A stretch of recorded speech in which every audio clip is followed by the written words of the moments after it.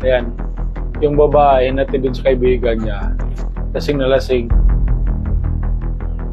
Tingnan niyo kung anong gagawin. Kung saan niya iiwan.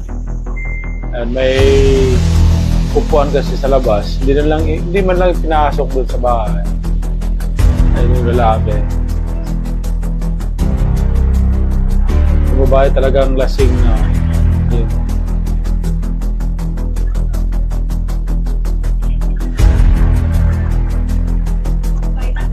May mga kaibigan ba kayo ganito? Dapat pasok na i-ano doon sa safety para at least malayo sa disgrasya. Ginagawa niya, parang yun, iniiwanan niya. Diba?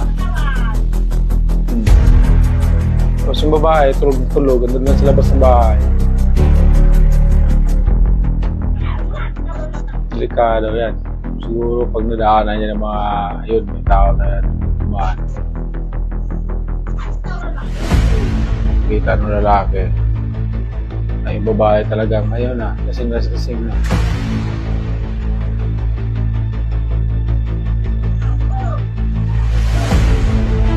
Ano kayong gagawin ng lalaki na yan? At parang may tinawagan. Tumawag. Yung babae, inanon niya. Kaya talaga lasing. Saan kaya dalalin niya yan?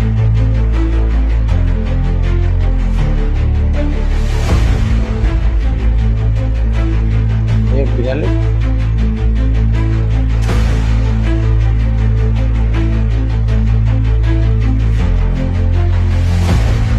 Kinuha yung bag. Ayun, tinignan, walang laman. Grabe guys.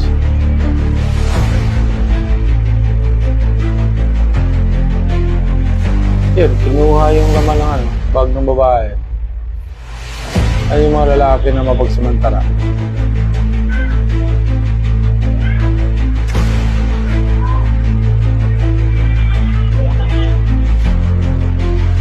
Ano yan, towel? Nilagyan ng kumo. Buti hindi pinagsamantala. Kinuha lang yung laman ng bag.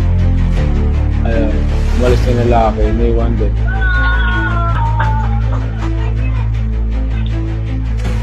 Kaya nakakatakot pag ganyan.